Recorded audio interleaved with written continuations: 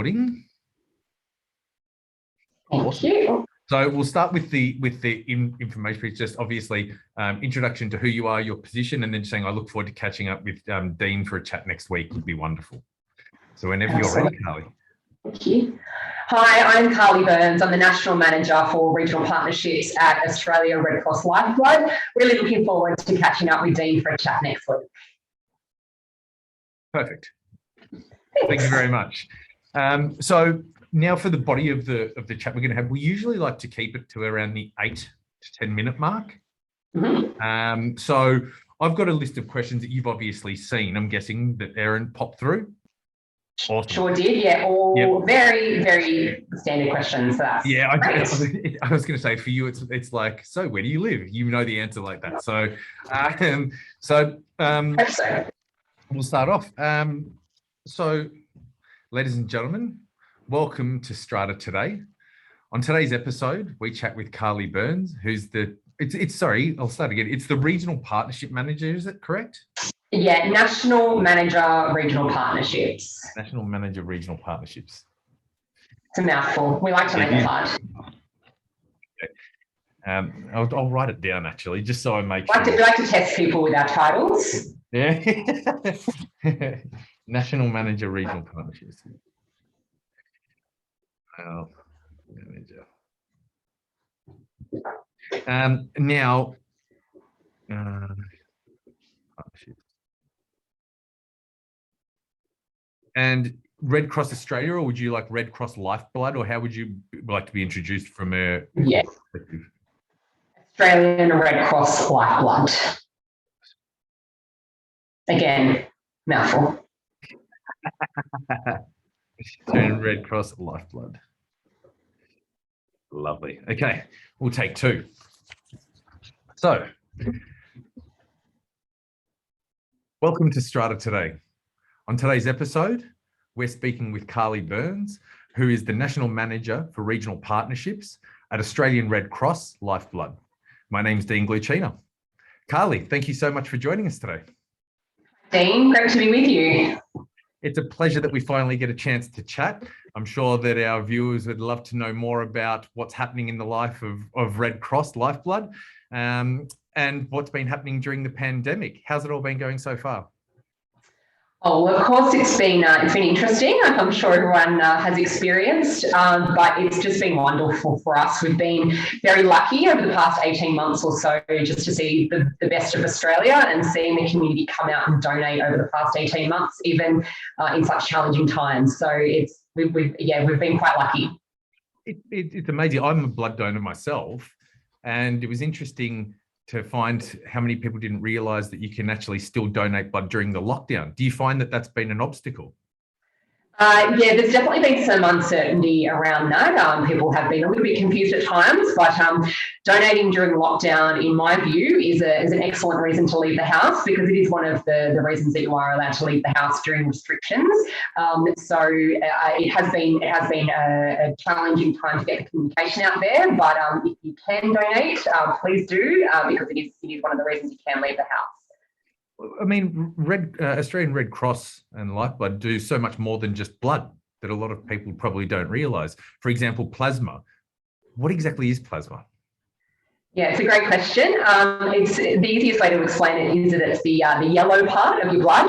So it makes up about half of the blood when you do a blood donation, and it's a really important part of blood because it's got superpowers.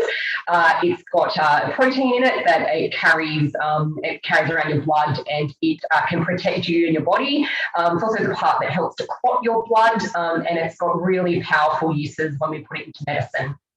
Why is it so important? This is probably something that I don't know myself. Yeah, well, when people think about donating blood, they usually think about emergency situations where it's really urgent that someone receives a blood donation or blood transfusion, like in a road accident or a car crash, and that's absolutely an important use of blood.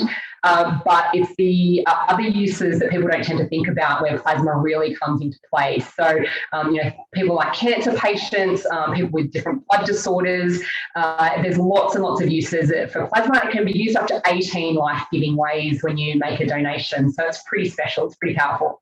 Wow. Well, there you go. That's hopefully as informative, that is educational for our viewers as it is for myself, actually. I mean, we all hear that donating blood is a good thing to do, but what are some of the reasons why people may need blood? Yeah, well, I mean, as I said, cancer patients is the majority of where our blood donations go, but pregnant women often need blood transfusions during their pregnancy. Newborn babies sometimes need blood. People with ongoing blood disorders. So there's so many uses for your valuable donation when you give life and you give blood. It's usually the front of mind for people with the road accidents or the emergency situations. And while they're definitely a big place that our blood donations go to, there's so many uses for your valuable donations.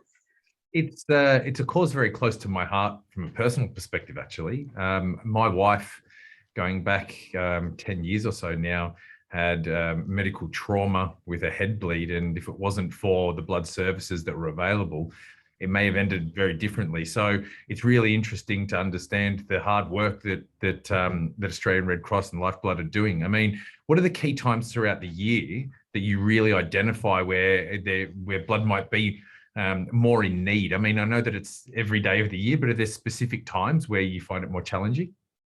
Yeah, absolutely. And you're spot on, Dean, that it's throughout the year. There's always a need for blood. We do find when people do get a bit busy and they've got other things on, like long weekends, public holidays, especially around Easter and Christmas, that's when we do find that appointments do tend to drop off somewhat. So if you can ever make a donation around a public holiday, we find it extra valuable because that's when people do tend to get busy with other things. But yeah, as you said, the need for blood never stops. Throughout the year, it's always important to donate if you can. Is there a certain type of blood that is rarer than others, or that you need more of? Yeah, there's obviously different blood types, and the message that we like to send is that we need all blood types all the time. So no matter what you are, please make a donation. People would say things like, "Oh, I'm just a boring O positive. No one needs my blood. I'm so common." And while O positive is the most common blood type, it means that it can be used for more people. So please don't think that you're boring. We would love your O positive blood. And if you're lucky enough to be an O negative blood type, you're a very special person because you're universal in your blood type. And in those emergency situations, like I mentioned, when there's a really urgent need for blood, O negative, we can give it to anyone. So they're two special types, but we take all blood types all the time. There's always that need. So please, regardless of your blood type, if you can donate, that would be fantastic. And can you still donate if you don't know your blood type? Absolutely. And one of the great benefits of donating blood is that it will tell you what your blood type is. So if you don't know, if you do a donation, it's a great way to find out. Can you talk us through who might be able to donate and who might not be? What are the stipulations? Because I remember the old TV ads about being overseas in certain times and tattoos. And so who can and can't? Yeah, well, the overseas thing's not so much an issue these days. But generally, if you're between 18 and 75 years of age, you're normally pretty fit and healthy, then you may be able to donate. So if you're, if you've got any questions or you want to check out eligibility criteria, there's a lot of information on our website. What tends to happen is sometimes people are told that they can't donate, and like you said, the rules might have changed or things might have shifted. So either give us a call or jump on our website and we can talk you through it. One quick one. What about tattoos? Because I know a lot of people are getting inked up these days, and that used to be one that was a big full stop. Has that changed at all? It certainly has. So we call it a bit of a myth, that one. But the great thing about tattoos, and for International Plasma Awareness Week, is that you can donate straight away if you're donating plasma after a tattoo.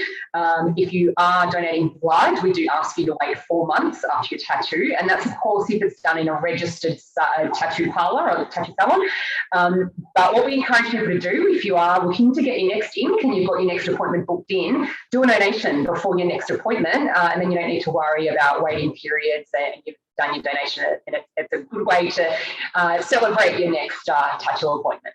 Absolutely. If people want to get involved, how do they do it, Carley? Yeah, there's so many ways that you can get involved. So regardless of what your eligibility is, there's still ways that you can assist and get involved with Lifeblood. We do have a group donation program called Lifeblood Teams, which is just a fantastic way for people to get together and give as a team. And it's such a celebration when you can do that together with either your workmates or your sporting group or your community. It's just a fantastic way to give blood and give back. It's pertinent actually, because at Strata Results we're actually in the process of becoming one of those team donors. So it's good to know, because we look at all of those things online that are making giving causes the platform to be able to express what opportunities are and highlight things. So it's a fantastic initiative that Australian Red Cross and Lifeblood provide. Have you been showing much of an uptake in the teams from a team's perspective?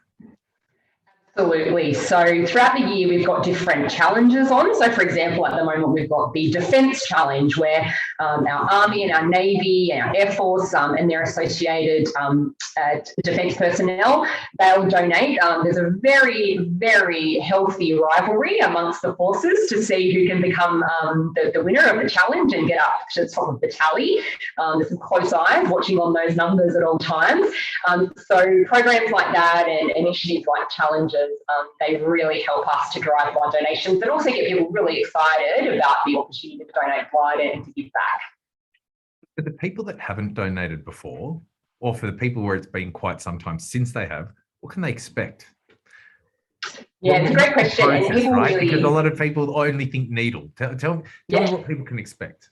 Absolutely, and it's a great question, because if we can help people feel a little bit more comfortable because they're concerned or they're nervous or they haven't donated for a while, it's a pretty simple process, and we help you out each step of the way. So what happens is you'll come into centre. One of our very friendly and amazing donor centre staff on reception will welcome you in.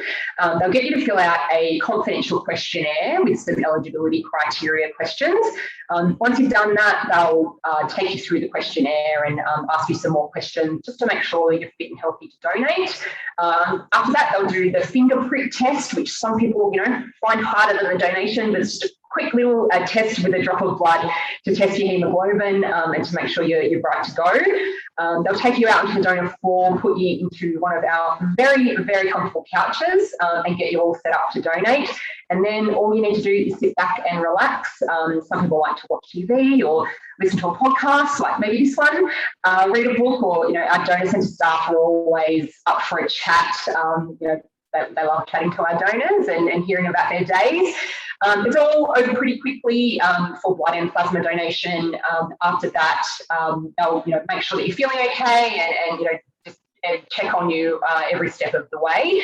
And then you get to celebrate with my favourite part, and that's the snacks. So we've got a new refreshments program in centre, very exciting, all sorts of new refreshments that are available to make sure, obviously we've got a safety element of that. We want to make sure that you're really hydrated and you're looked after your donation. You hang around for a little while just to make sure that everything went okay and you're feeling good. Have your snacks and then off you go, and you get to celebrate that you've given the gift of life during the day. I mean, what I'm hearing is you get to help people, you get a comfy chair, and you get snacks. Who loses in that scenario, right? Absolutely. What more could you want for your day?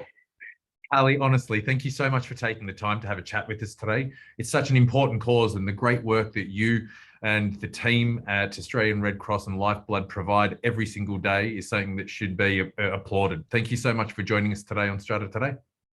Thanks, Dean. Thanks for letting me share, and thanks for having me. Take care. All right. So is there everything that do you believe that we covered everything that you wanted to get to articulate, or is there anything that we want to refresh? Yeah. Or did you want to re-question anything? I think so. I think it went really well. I stumbled over a few things, but I'm happy because it's very casual. So I think that's okay as long as you're okay with that. We like that. To be honest, we really do like that. It shows a sense of realism and vulnerability. We don't edit out, from our perspective, the ums, the ahs, unless it's a brainstorm I want to readjust, we usually keep it in. So if you're okay with that, We like those elements. And from my perspective, you speak perfectly. Thank you. Thanks very much. It was great. Good to cover off IPAW, International Plasma Awareness Week, and talk through the process. And the tattoos is a good one because that's changed not so long ago and people aren't so sure about that. So that was great. Thank you. I had a joke with a friend that you can always pick an Australian when you're overseas. And I know this is a long time ago because it's been a while, because every guy has a sleeve tattoo and they have a beard. Absolutely. Yep. Well, that just shows how much things changed, because we recently, tattoos were not frowned upon, as in, we didn't like them, but it was, you couldn't donate after having a tattoo, and it was sort of just became very hard for people and remembering dates and things like that. So we have recently changed it, and you can donate straight away. And we recently went